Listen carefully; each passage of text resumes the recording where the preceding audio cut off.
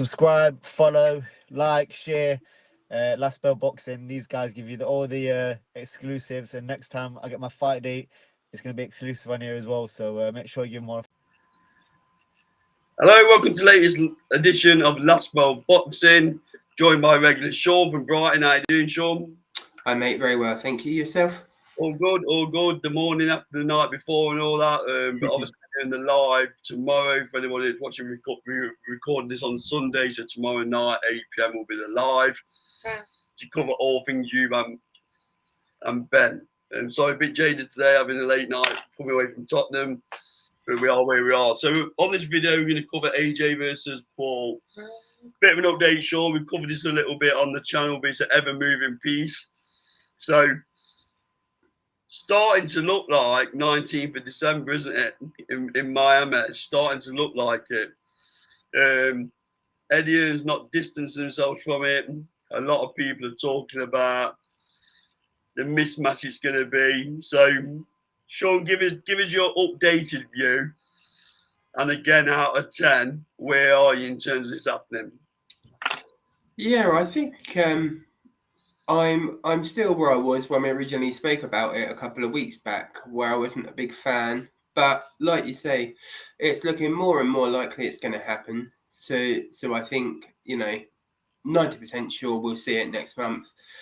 Interestingly, though, it's being labelled as a proper fight, isn't it, and not an exhibition as well. Which fair play to Mr. Paul for that one. But I think at the end of the day, it's just an exercise for AJ. What he's getting 50-60 million for this, so you can't really turn your nose up at that man, even though he'd obviously got a load already. I think potentially it may be that he stays with Ben Davison, because I can't imagine that Usyk's team, if he is going to move with those guys and start working with those, I can't imagine they're the type of people that will want to be involved in something like this. Of course, money talks. You say that, Sean, although you say that, Usyk's been making noises that he wants to fight Jake Paul MMA after he finishes. So they're not that adverse to getting the headlines from Jake Paul, are they? No, that's a good point, yeah. I think Usyk's a bit of a wind-up merchant at times, really, where he says these things. But no, I think as we touched upon, it definitely looks like it's going to happen. And I can't imagine it lasting more than a minute for AJ, to be honest. I'm not going to say too much on this matter because I know they're very quick to start making lawsuits and that lot. But would we suggest if he does go past one round that there might be certain plays in place? Yeah. Diplomatic here. Yeah, there may well be. I mean, I can't imagine he would be silly enough to generally sign up to it without anything in place, to be honest. I certainly wouldn't be, despite the amount of money he'll be being paid. So yeah, certainly I wouldn't be surprised if there is something. But then again, on AJ's side, if there is, that does, I know a lot of people have spoke about it, but that then does go into the sort of merit of, does it tarnish his career if he does sign up to something like that for this fight? I think we're very quick to use the word allegedly after all that, aren't we? Yeah. Allegedly. Yeah. So in terms of what AJ did to Francis Ngannou, would you put Jake Paul as a better boxer than Francis Ngannou? Sure.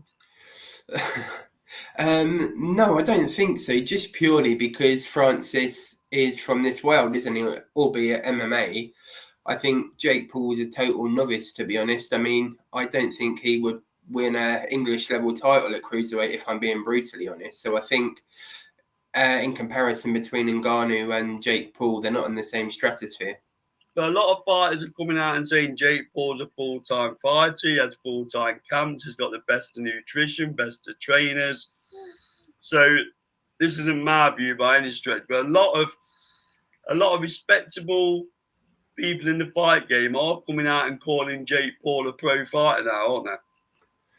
Yeah, I mean, I guess then I'm a full-time model. I just don't get photo shoots, really. I mean, anyone can sort of claim that, can't they? With his money, especially with his money. Yeah. I mean, to be fair to him, one thing I will say is he does seem dedicated to the sport, and he's done great things for the women's game in terms of Yes, the the promotion promoter. and things. Yes. But if you separate the two and him purely as a fighter, I just can't take him seriously, I'm afraid. Well, I think it's a vanity project. The boxing side of it, I really do. I think it's a massive vanity project. But I do tip me up to him regarding being a promoter Yeah. because he's earned Serrano a lot of money. Obviously, the MVP stable's getting stronger and stronger with the likes of Ebony Bridges now joining it, who we expect an announcement from soon. So, from a business perspective, he seems to be taking the female fighters who can fight but have also got a bit of commercial backing, right? Because Ebony Bridges can fill an arena, you know, especially now she's training up in Sheffield, did quite a local following, endeared herself to the British boxing public, hasn't she? So he's quite canny into when it comes to picking the female talent and building the market. Yeah, and probably someone like that needed to do that with the female boxing, as we saw with Matchroom. They probably was the home of female boxing for a period of time, and then seemingly fell away. I don't know if that's in conjunction with the Saudis and what happened there, but yeah, as you said, you've got to tip your hat off to him. He's doing incredible things in terms of promotion and giving these fighters opportunities. But going back to him sort of being a fighter, as you just said there, Carl, I do agree. I do think it's a vanity project. But I'm interested to see if this will generally go ahead, because I saw an interview. I think it was Shane McGuigan, and he said, "Well, it's all well and good you saying you're going to fight these people like you done with Gervonta, but I think it's a case of until he's on that ring walk, until maybe he's even in the ring, I don't know if it will take place or not." The reason why I'm leaning towards it will take place is Netflix will not be particularly happy that they spent all that money on the promo for Tank Davis versus Jake Paul for it to fall through. And it's a very early relationship with Netflix and Jake Paul. So I think he's going to want to get a big line over now. You know, who knows in boxing, but. And also, you've got AJ with his exclusive partner, DAZN, in the mix as well. How did DAZN feel? We understand that DAZN have gave him a green pass, if you will, to have this one fight on Netflix. But that won't go down particularly well, will it? You know, because they've spent a lot of money on promoting AJ, and he hasn't got that many fights left for him to start recouping it, have they? Yeah, I mean, I can't believe I'm going to say this, but imagine if he loses. I mean, I can't see it happening, but imagine if he does. I mean, that will go right down the Swanee for him and DAZN and his credibility. So I think, there must be a reason beyond this for DAZN and him why they've agreed to do it. If that's a Tyson Fury fight, I know they mentioned last night, I think, that they're looking to fight in February after this, which is, let's be honest, even though it's Jake Paul, it's still a relatively short turnaround. Yeah. So it'd be interesting to see who they've got lined up for that. I can't imagine it would be anyone sort of blockbuster name-wise, but they've obviously got a plan for him going forwards if he takes this fight or not. Yeah, and it does make, on the last note, it does make me wonder whether that is the truth for Fury when he keeps posting that date in April, because the stars are aligning a little bit, right? He runs out in Feb, Fury runs out in April, and then late summer, early autumn, depending on whether it's Wembley or Saudi, them two lock horns.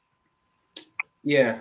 Do you I know it's slightly going off topic, but do you still think Fury will fight Usyk in the interim?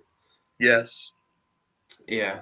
I think he won't be able to hang up the gloves without jumping in with Usyk one more time on UK soil. Yeah, I think that's going to be the plan. There's talk of Usyk giving up, I think, the WBA as well to facilitate that fight. People say he's not money orientated. It's probably not, to be fair, but he still needs to make sure he's got as many zeros in the bank as possible, and not the zeros that me and you've got, by the way. Yeah. So out of 10 then, Sean, we sat here this time next year. Out of 10, what's the probability we're talking about a fight from AJ and Jake Paul? I think it's got to be an 8 or 9 at this point, really, hasn't it? Yeah, I agree. I'd go 8 or 9. So that's mine and Sean's comments on the update on AJ versus Jake Paul. Post your comment below. Great interaction recently. This has been Last Bell Boxing, proudly sponsored by SC Travel Limited, Sean Building Services Limited. We'll see you on the next video. Thank you very much.